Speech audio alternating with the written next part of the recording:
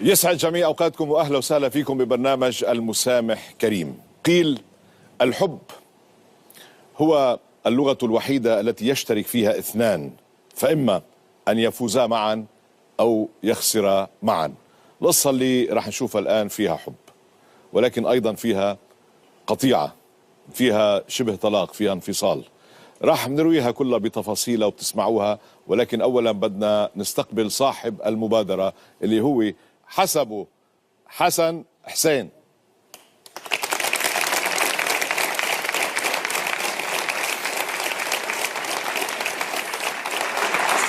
اهلا وسهلا. تفضل تفضل. اسمك انت حسبه ولا حسين ولا حسن؟ حسبه حسن حسين. حسبه حسن حسين. نعم. يا اهلا وسهلا فيك حسبه. انت من السودان؟ ان شاء الله. من وين من السودان؟ من ام درمان. من ام درمان، من الخرطوم يعني. ان شاء الله. من العاصمه ان شاء الله. اهلا وسهلا فيك.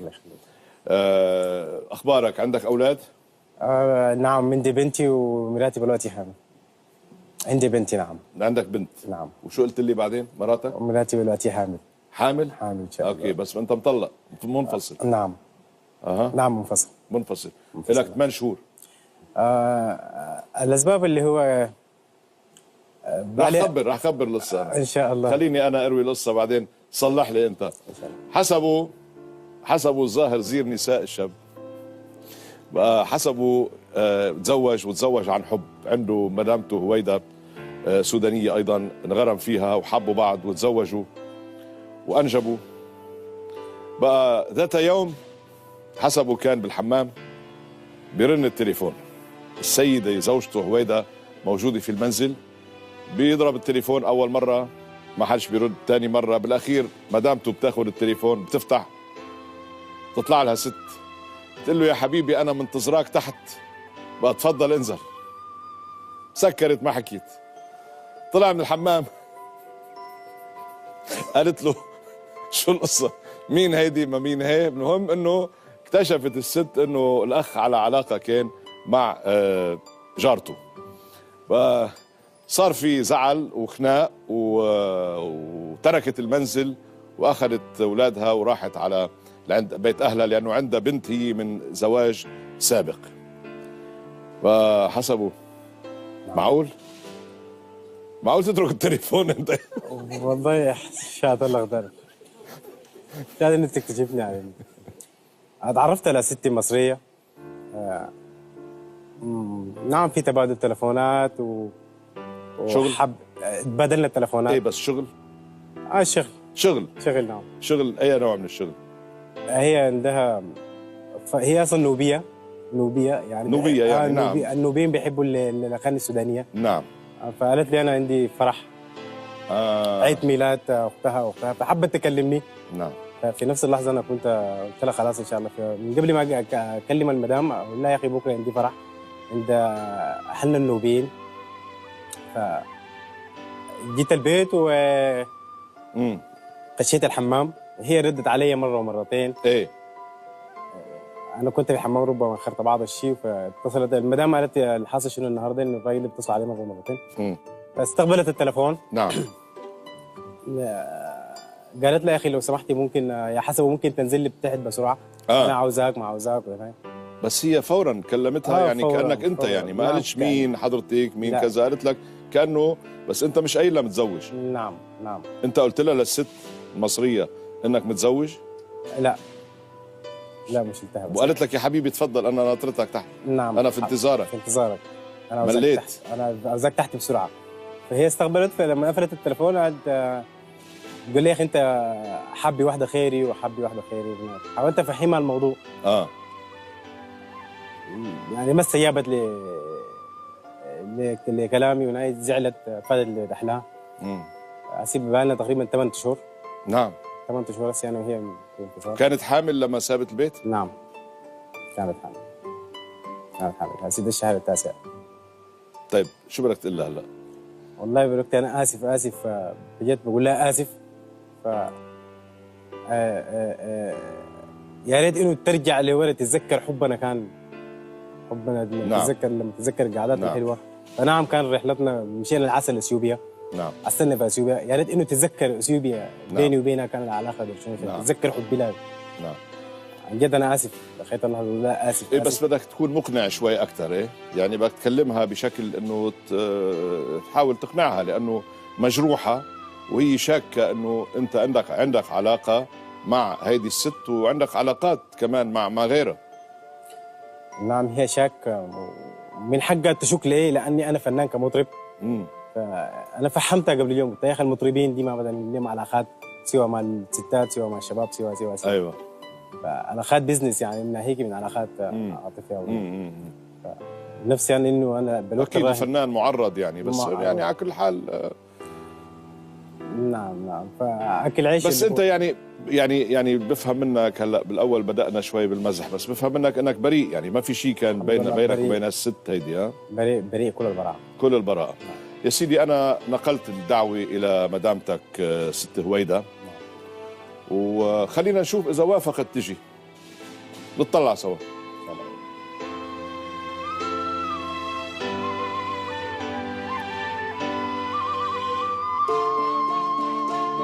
اهلا استاذ جورج، مشوار النهارده هيكون اكتوبر عشان نسلم دعوه الحضور لاستاذه هويدا حسب الله.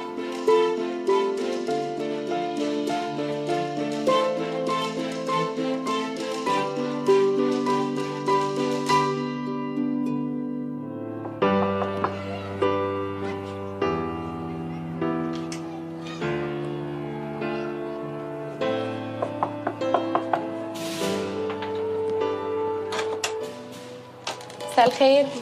حضرتك استاذه هويدا حسب الله؟ نعم. حضرتك عندك 21 سنه مظبوط؟ مظبوط. طيب انا اسماء سعيد من برنامج استاذ جورج كرداحي، جايه اوصل لحضرتك دعوه لحضور البرنامج معانا. ممكن عرفت عنواني منين؟ حضرتك بياناتك كلها عندنا عند فريق الاعداد، هو هيكلمك وحضرتك ممكن تستفسري عن اي حاجه عايزه تعرفيها. ماشي. تمام؟ حضرتك قبلتي الدعوه؟ قبلتها. اتفضلي. شكرا لك. استاذ جورج، استاذه هويدا قبلت الدعوه وجايه ان شاء الله. مع السلامه. تسلمي.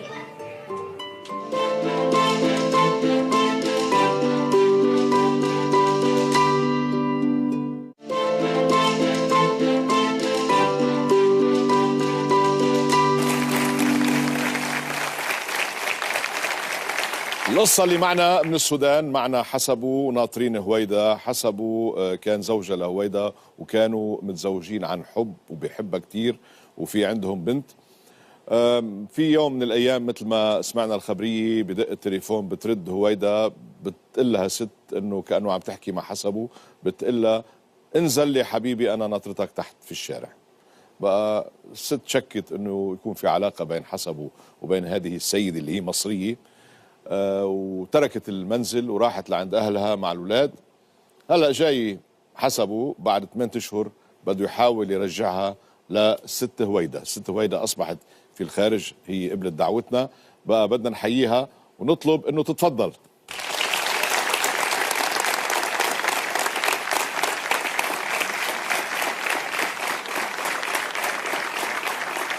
أهلا وسهلا.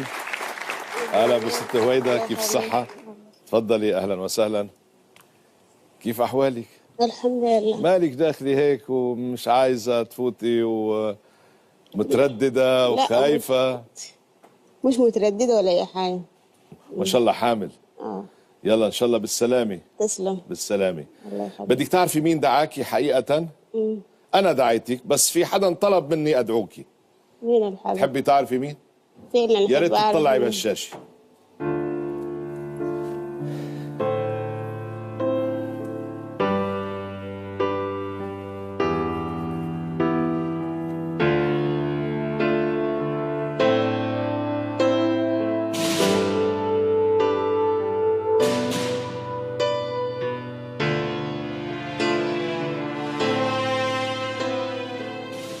ايه رأيك؟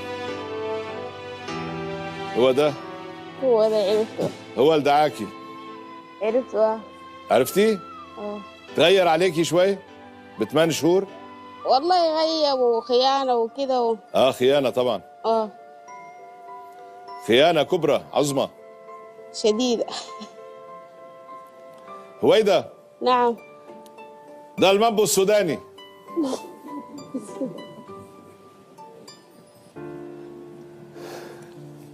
بعت لك رسالة حقرا لك إياها. يا ايه؟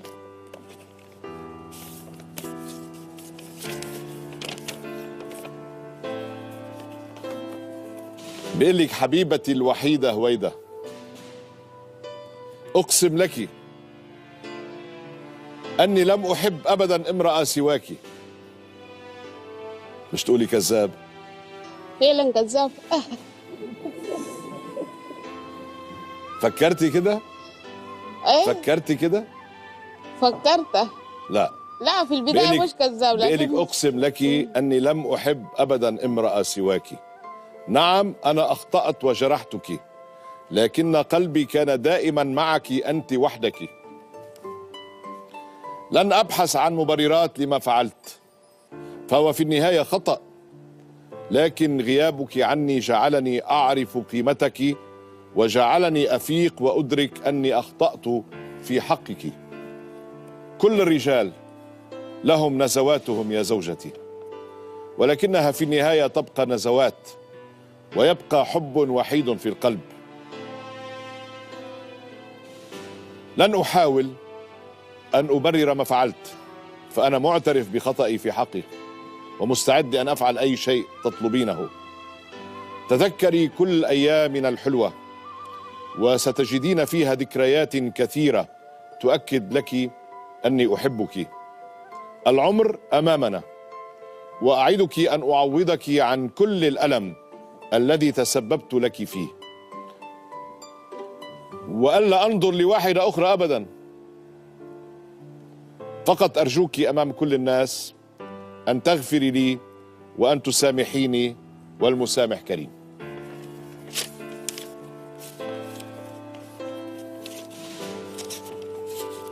يعني قصيدة حب عمل لك إياها حسبه. إيه رأيك؟ والله عايز اعرف السبب بخليه يعمل كده ايه. أنا راح أقول لك شيء. أنا سألته، هو أنكر، قال هو ما كانش في أي علاقة مع الست دي اللي أنت رديتي عليها بالتليفون، وإنه كان في شغل لأنه كان في عندها فرح وبدها إياه يغني له لأنه هو مطرب. وأنت لازم تعرفي يعني شو اسمه ظروف المطربين، يعني وظروف المطرب، يعني بيكون في شغل، بيحكي مع سيدات، بيحكي مع مهم. تفضل حسبه، احكي لها للمدام صارت هون وإلكم 8 أشهر ما شفتوا بعض، تفضل احكي لها، علي صوتك. السلام عليكم مدام هويدا. وعليكم السلام. كيف اخبارك؟ الحمد لله. الحمد لله. عن جد انا اسف كثير جدا جدا. ما المقصود اني خنتك، ما المقصود اني انا مثلا حبنا اللي كان يبعد او ينتهي في طريقه معينه. عن جد 8 شهور انا اللي ما شفتك فيها، والله عن جد بحلف لك، يعني لو الركوع لغير الله لو كنت انا ركعت لك انت. فعن جد سامحيني، فانا اسف كثير جدا جدا. ممكن سامحيني عشان بنتنا الاخيره الواحده دي. انا من هنا بقول لك والله اسف، عن جد اسف، اسف كثير، واتمنى منك النهارده قدام الجمهور ده تحاولي تسامحيني. انا خليت في حقك، وانا متاكد الحب الاول ما في خيره اصلا. فاتمنى انك تسامحيني قدام الجمهور. يعني هلا انت فيك تصارحيه، تحكي اللي عايزاه، انت عندك مطلق الحريه، قولي له اللي انت عايزاه. اللي شيء اللي ما قدرتي تقولي له اياه بال8 شهور قوليه هلا. عايزه اعرف اعمل كده ليه؟ عايزه اعرف اعمل كده ليه؟ ماشي. مش المقصود اني مثلا اجرحك، وانت عارفه ظروف المطربين شنو، يعني عارفه ظروفي الخاصه بي شنو. فيا ريت يا ريت من اللحظه دي واحنا ماشيين تحاولي تفهمي ظروفي شنو. يعني لو جاء التليفون من ست، او لو جاء التليفون من شاب، او لو جاء مني، انت عارفه انا كظروفي مطرب. طيب خليني انا اسال عنك، اسال ست هويدا، وانت عملتي ليه كده؟ ليه تركتي البيت؟ انا من حق اترك البيت. ليه؟ ليه؟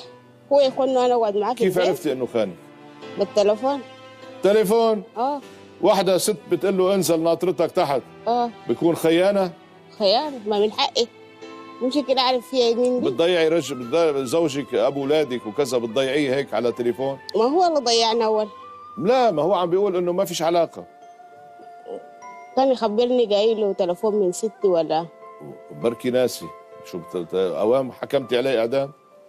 ما أول كان المفروض يبص على ابنه اللي طيب جاي. هلا انت شفتي مثلا في شيء عليه، مثلا شفتيه بيحكي بالتليفون مع حدا، استفسرتي، تبعتي اخباره، هل عنده علاقات تانية مع نسوان مع كذا؟ لا مش عنده علاقات فاذا مع نسان ولا أي حاجة، لكن بس التليفون ده شوية بس كده. التليفون. اه. بس انت عقلك دماغك يعني وهو على كان يبص التليفون على ابنه. ضبيتي اغراضك ورحتي لاهلك؟ ما هو يبص على ابنه اللي جاي. ما هو بده يبص الرجل بس تركتي البيت ورحتي. ما هو اللي يجي ويسامحني هو لازم يجي. لازم يجي ليه ما رحت ويسامحني. لعندها وسامحت وطلبت السماح؟ رحت لها، لكن هي مش كانت عاوزه تقابلني على حسب حاول. انت مش عايزه تقابليك، انت مش عايزه تقابليك. انت مشيت على اكثر من مره انت يعني. كبرتي راس وكبرتي القصه وما كنتش عايزه تقابليه. زعلانة منه. زعلانه؟ اه. بعدك زعلانه الى اليوم؟ إلى اليوم زعلانة. الى اليوم زعلانه؟ إلى اليوم. طيب هلا اجى هالزلمه، اجى هيك ببراءة الأطفال في عينيه،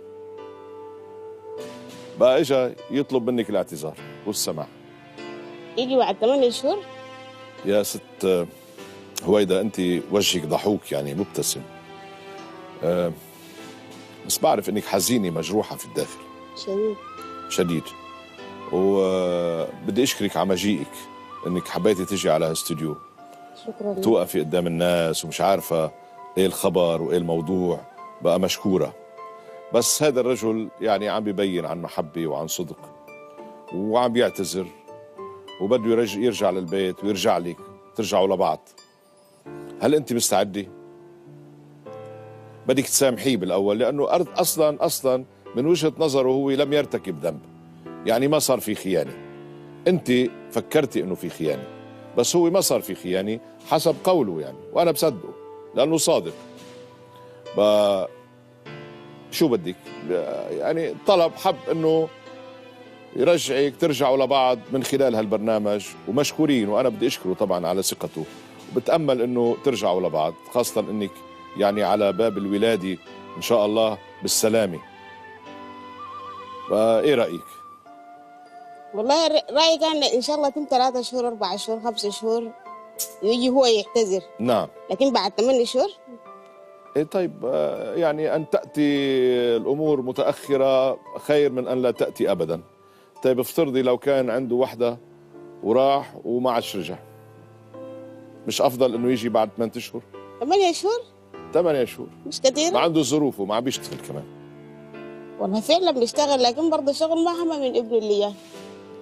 ما هم يا ستي. طيب يعني فكري أنت بالموضوع، فكري إذا كان بيعني لك، لأنه شفتي كيف بالمكتوب اللي قريت لك إياه ذكرك هيك بالذكريات القديمة وبالمحبة اللي كانت موجودة بين بعضكم، وإذا كان بعده بيعني لك، وإذا له مكان في قلبك بعد، فيك تسامحي وترجعوا لبعض. هلأ ترجعوا على البيت تشوفوا الأولاد، وإلا كل واحد بيرجع على بيته. ايه رايك؟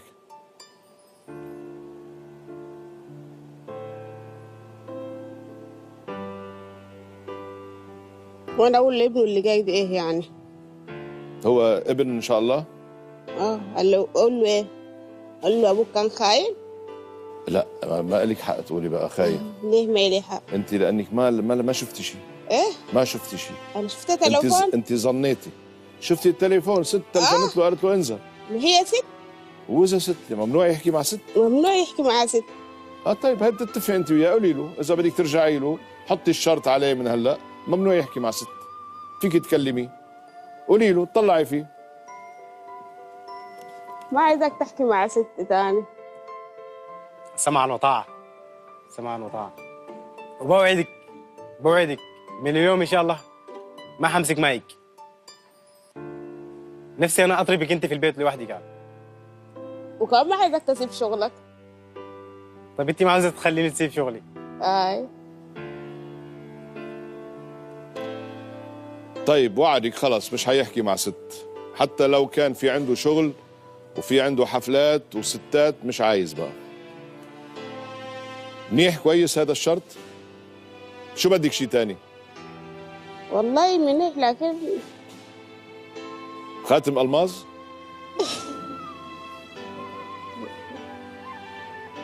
ما خاطب الماس، لكن رجعته براها هي اصلا بالدنيا، لكن برضه. طيب شو قولي لي، بدك تسامحيه ولا لا؟ والله يعني اشوف، فكر شويه. تفكري شوي؟ طيب يلا فكري فكري احكي. بدها تفكر يمكن تغير فكرة، انتبه. يعني هي حابة تصالحك بس يمكن تغير فكرة، احكي لها حتى ما تفلت من ايدك هلا. مدام هويدا، نعم. بقول لك انت الزوره اللي انا بحلم بيها، ليا سنين صابر راجيها. بوعدك من الليله ان شاء الله لو طلبت الدنيا كلها هجيبه تحت قدميك. والحاجه الثانيه بوعدك عشان بناتنا، عشان العائله شايلينه في البطن ده، تحاولي قدام الجمهور ديل تحاولوا تسامحيني. وبوعدك قدام الجمهور من اليوم انا ما حمسك معك اصلا. من اليوم ما حمسك معك. ما ايه؟ ما حتمسك ايه؟ ما حمسك معك، يعني ما هغني خالص. لا بس ما تغني هلا. غني لها هلا، ليه بدك تغني لها والا ما راح تفتح الستار. ايش ما تغني لها؟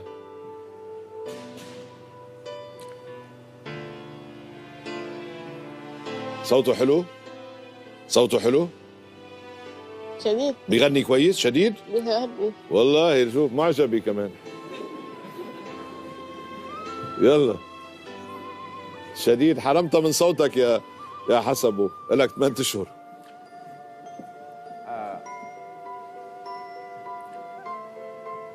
بقول لك السواقي النايحه نص الليل حنين والدنيا ممزوج في بكاها، زي طيورا في الفروع. بدي اسمع، مش عم بسمعها انا، غنيها تشوف. السواقي النايحه. السواقي النايحه. نعم. ايه ممكن اغني لك بلحني عشان ايه لحنك؟ اطربها هي من قبل الجمهور. ايه يلا اطربها هي. السواقي النايحه نص الليل حنين والدنيا ممزوج في بكاها، زي طيورا في الفروع محتارة بتفتش جناها، البيوت والناس بتزعل. والله العظيم ما بقدر. خلص شو مالك؟ اقعد. نفسي المدام والله. خلاص طيب اقعد. انا اتحطمت تماما. بعد اسمع حسبه، بعد لسه ما صالحت. نفسي المدام والله. بعد ما صالحت المدام. اقعد.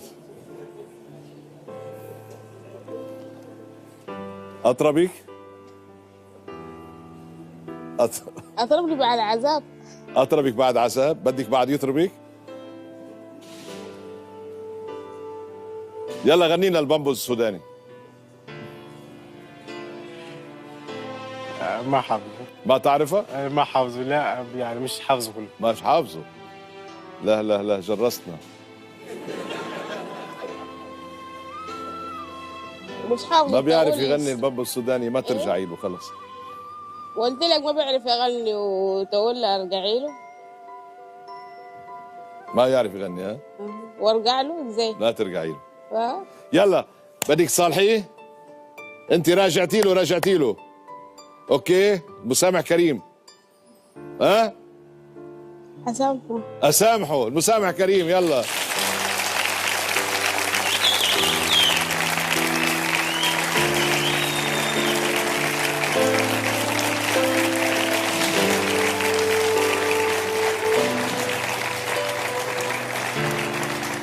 تعال.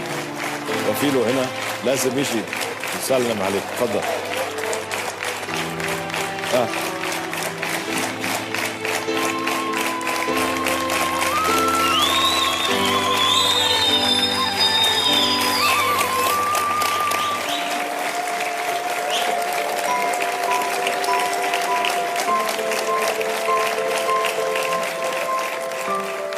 على مهلك عليها.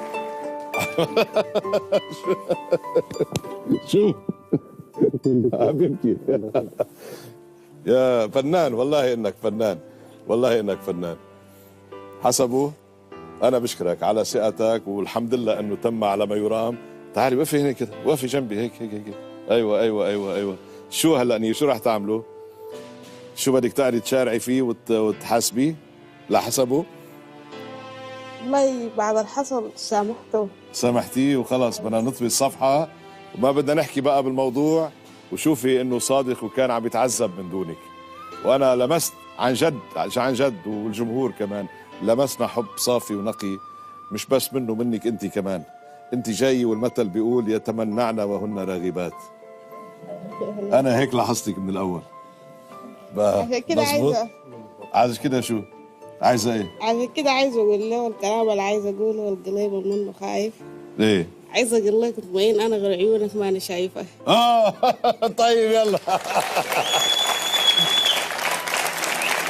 يلا تفضلوا، مع السلامة. الحمد لله. يلا مع السلامة. يلا استاذ جورج، ما كنا كده والله. يلا بالسلامة، موفقين ان شاء الله، ان شاء الله، وبالسلامة كمان. يلا اسمع، شو راح تسموه الولد؟ شو راح تسموه الولد؟ اخترتوا له اسم؟ ان شاء الله. حسبه حسن حسين، وشو بدك تسميه؟ ان شاء الله حسميه سامح. سامح. نعم. سامح. يلا عشان مسامح كريم. حلو، برافو عليك. يلا بالتوفيق، بالتوفيق. تفضلوا.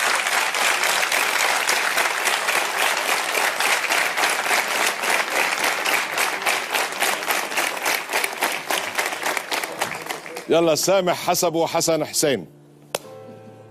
الحمد لله مشي الحال. كانت قصة لطيفة وحلوة وفيها حب فعلا، وامتلأ الاستوديو كله حب. بقى إلى اللقاء دائما مع المسامح كريم.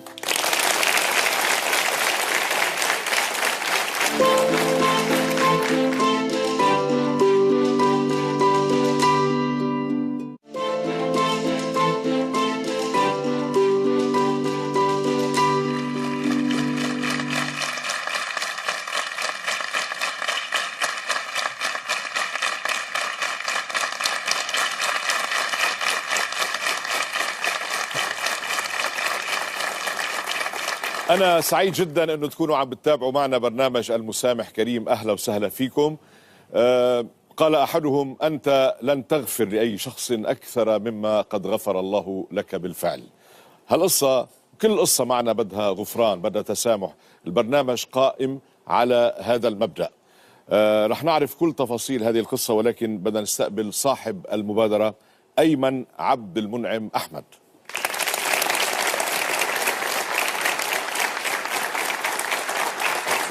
اهلا بايمن.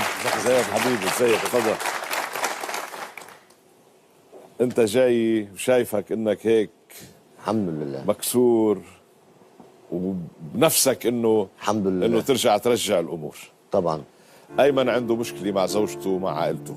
ايمن تزوج سيدي عن حب وعاشوا سوا وانجبوا 3 ابناء، يعني 2 بنتين وولد. ايمن يعني عفوا بدي اقول كان مدمن على المخدرات، وهذا الشيء اللي سبب بخراب بيته، لانه زوجته كان عندها ميراث وهو كان بيشتغل، انفق فلوسه، ثم انفق ميراث زوجته، ثم انفق مجوهرات زوجته على المخدرات. بعدين لما ضاقت به الاحوال، وطبعا زوجته ما كانت راضيه، تزاعلوا، تخانقوا، تشاجروا، اخذ ابنه ومشي وترك البنات مع والدهم. الفراق له 3 سنوات بين أيمن وبين زوجته. اليوم حب أيمن من خلال هالبرنامج، من خلالنا، أنه يرجع يستعيد العلاقة مع زوجته بعد ما توقف عن الإدمان. يعني عالج نفسه ودخل 2 مرات المصح، ثم خرج والحمد لله الحمد لله متعافى. الحمد لله. ما بقى الحمد لله وقفت كل حاجة الحمد خلاص. لله الحمد لله. هلا ربنا هو اللي بيقرر، ونحن بنساعد قد ما فينا، بنحاول. بيجعلنا أسباب لبعضينا، بيجعلنا أسباب لبعضينا. كنت تحبها للست زوجتك؟ الحمد لله كنت بحبها وبخلص لها، بس هي نجلاء. نجلاء ان شاء الله. نعم. بس الادمان هو نعم. المخدرات. هلا لكم 3 سنوات منفصلين. بقى لنا 3 سنين. خدت البنات الواد. شفتهم؟ لا بقى لي 3 سنين ما شفتهمش. وهي شافت ابنها؟ لا بقى له 3 سنين معايا. معك وهي ما شافته؟ ما شافتوش لا. طيب لما افترقتوا كان في خصام، كان في زعل، كان في ما هو حصل الزعل ماشي بسبب المخدرات؟ بسبب المخدرات. نعم نعم. لاني خدت فلوسها. حاولت تحكيها؟ لا ما حاولت؟ ما حاولتش لا. ب3 سنوات ما حاولت؟ لا ما حاولتش. بس انا لما خلاص بقى، ما هو المخدرات بتبقى مأثرة على الواحد. نعم. فلما ابتديت ان انا افوق واروق، عايز ارجع بيتي وعيالي، فاهمني؟ وابني كان معايا 3 سنين معايا. هلا عم تشتغل حضرتك؟ انا معايا محل حلواني، الحمد لله كان مقفول ورجعته الحمد لله. وماشي الامور؟ الحمد لله. الشغل ماشي الحمد لله. طيب. زياده عن الاول بتزيد. الحمد لله. الحمد لله. الحمد لله. بس ما اشتقت للبنات بهال3 سنوات؟ اشتقت طبعا. عيالي. شو اسمها بنتك الكبيره؟ رحمه. رحمة. سعديه. وسعديه الثانيه؟ ايوه. قديش عمره؟ واحده 14 سنه والثانيه عندها 3 سنين. صبايا عروسة. ما شاء الله. عروسه. عروسه ايه، عروسه ايه. يا سيدي ان شاء الله خير، ان شاء الله نرجع العائله ويرجع الاب فوق راس العائله وفوق راس البنات والبركه في ربنا وفيك والام تشوف ابنها كمان. لانه يعني انا وجهت لها دعوه لست نجلاء، بنشوف سوا كيف تلقت هذه الدعوه.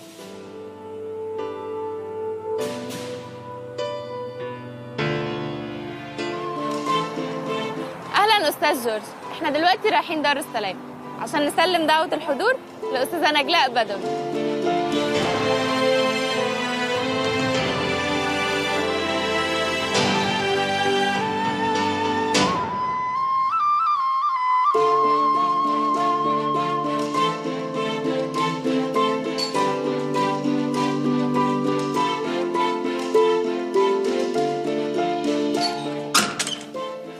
مساء الخير.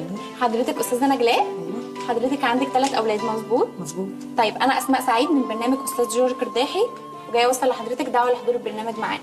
اهلا وسهلا. البرنامج اللي هو بتاع نسيم كريم ده؟ ايوه مظبوط يا فندم. على فكره انا متابعاه وبتفرج عليه من رمضان اللي فات، وعلى فكره كنت بقعد اعيط جدا عليه. طيب احنا جايبين بقى دعوه عشان تكوني معانا ان شاء الله. ماشي. بس انا حضرتك مش مزعله حد ولا حد مزعلني. هو انا بصراحه ما عنديش اي معلومات، يعني انا مسؤوليتي ان انا اوصل لحضرتك الدعوه. ماشي يا حبيبتي. قبلتي الدعوه؟ قبلت. شرف ليا ان انا شفت استاذ جورج. ميرسي. استاذ جورج، استاذه نجلاء قبلت الدعوه وجايه ان شاء الله. مع السلامه. مع السلامه.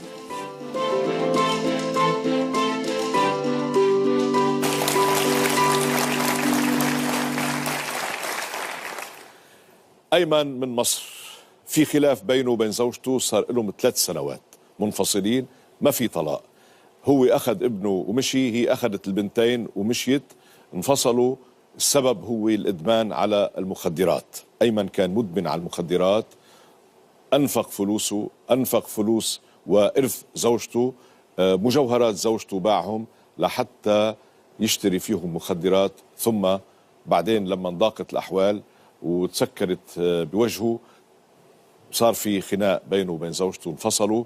اليوم بعد 3 سنوات رجع إلى استوديو المسامح كريم في محاولة أنه يرجع زوجته. بقى بدنا نشوف السيدة نجلاء قبلت الدعوة، اجت موجودة بالخارج، بدنا ندعيها أنه تتفضل. خليها تتفضل.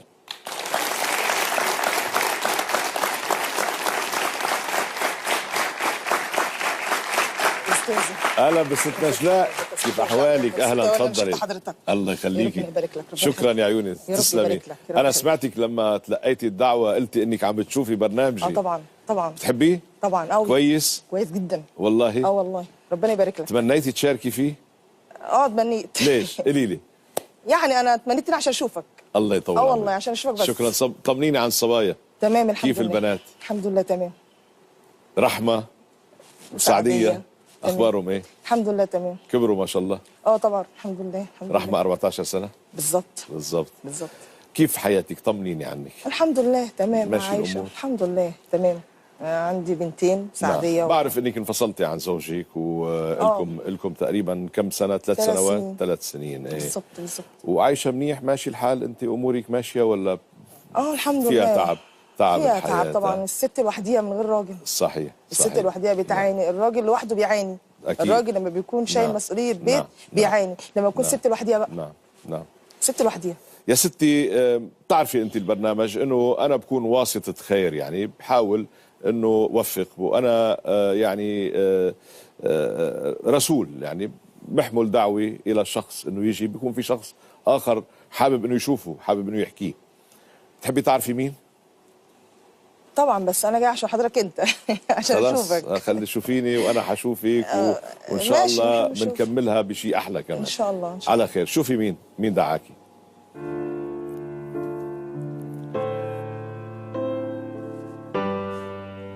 مين ده؟ ما بتعرفي؟ وانا نسيته.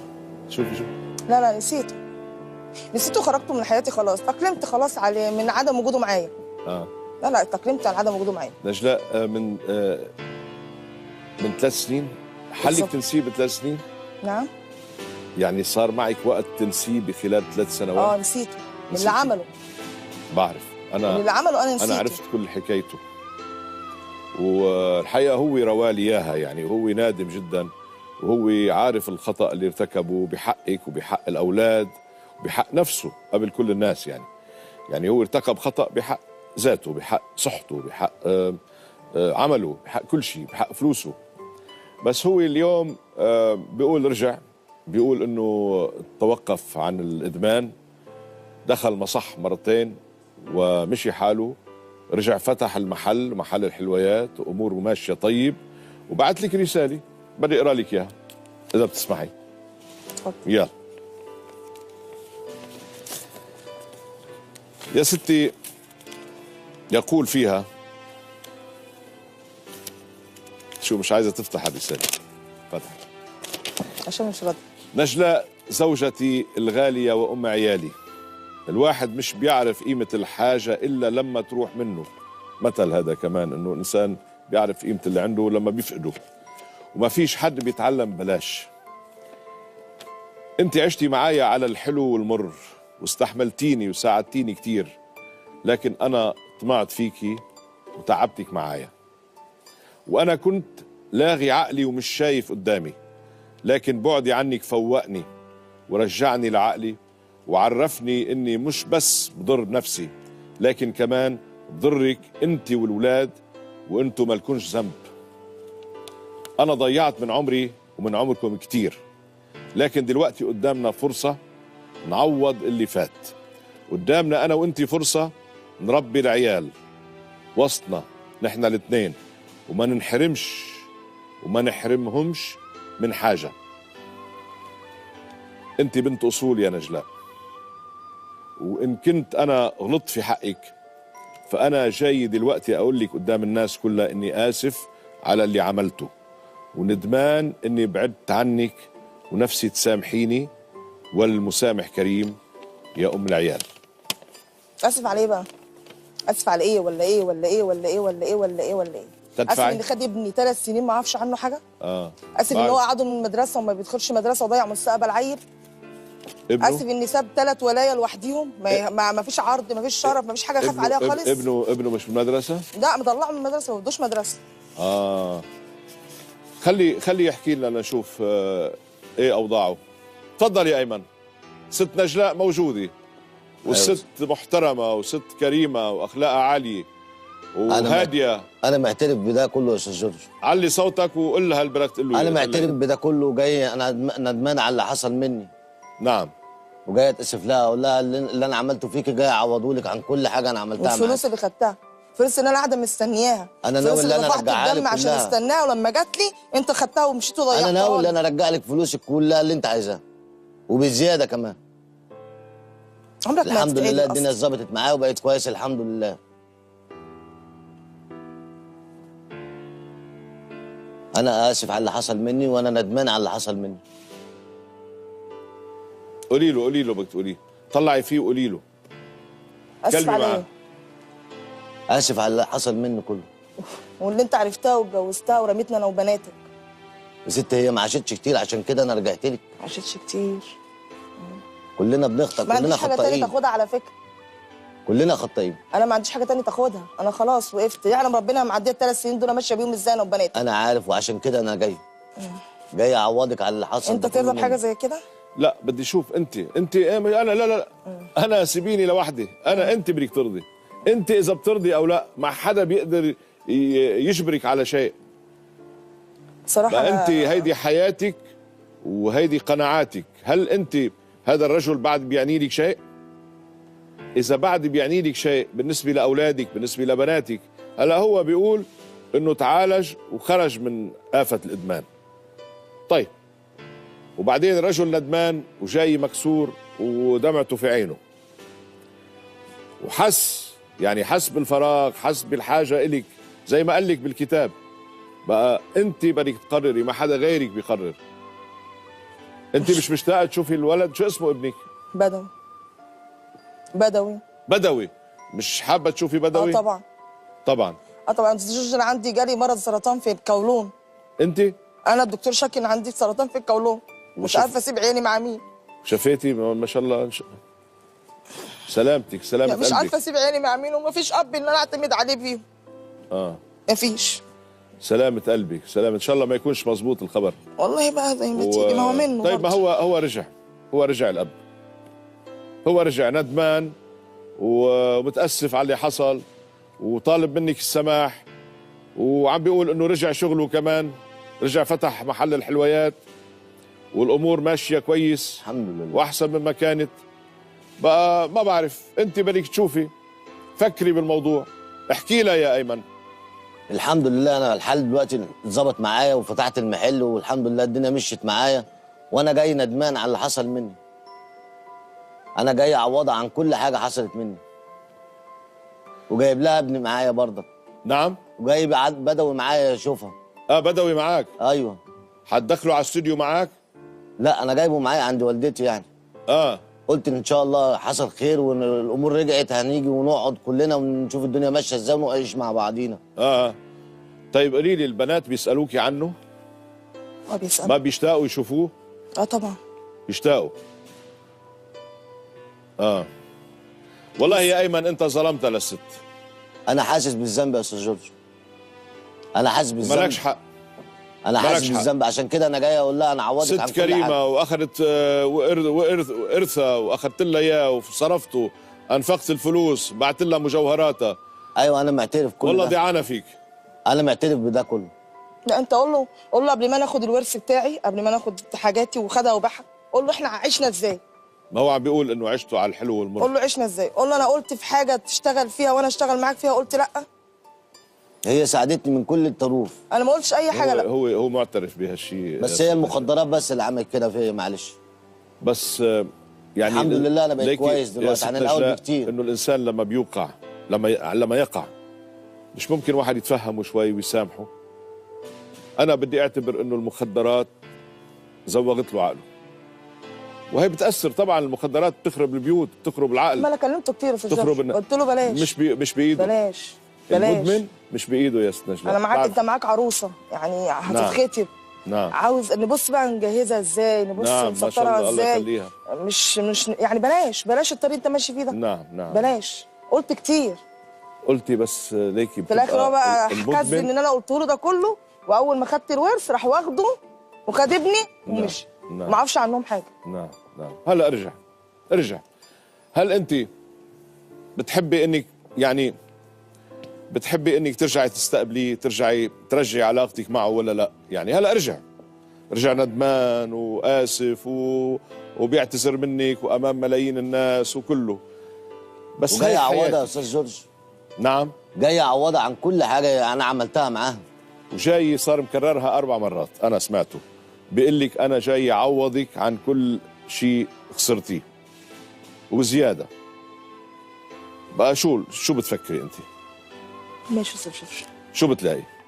هرجع عشان لما اموت الاقي حد مع بناتي. لا سلامتك، كيف بدك تموتي؟ نحن مش عايزين تموت.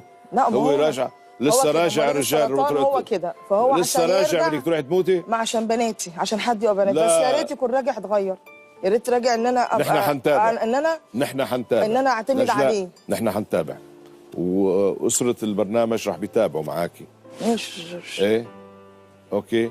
بقى انت بتسامحيه هلا عشان البنات وعشان ابنك. أيوة. وعشان وضعكم العائلي. عايزه اشوف ابني. وعايزه تشوفي ابنك، بتسامحيه؟ عايزه اشوف ابني. والمسامح كريم. مسامح كريم. يلا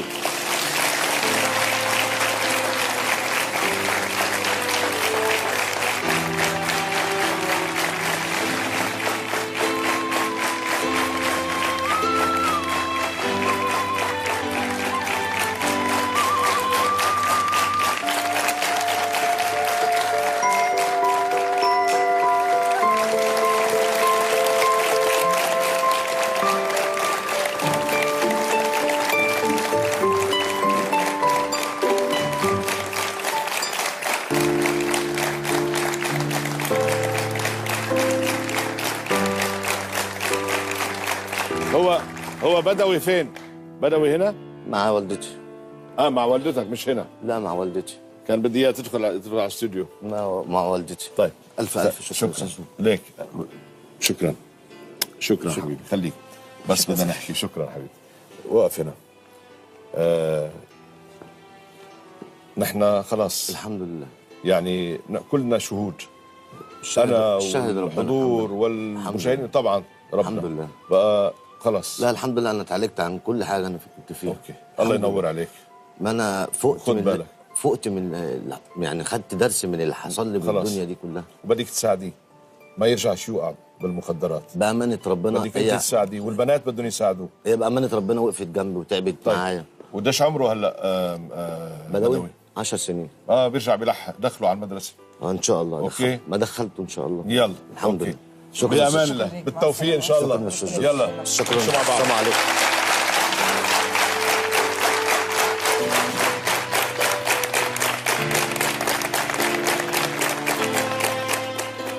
أنا اللي لاحظته إنه بهالحالة هيدي في محبة، بالأساس في محبة، عنده محبة تجاه هذه السيدة. وهي أيضا لما دخلت إلى الاستوديو شعرت بعيونها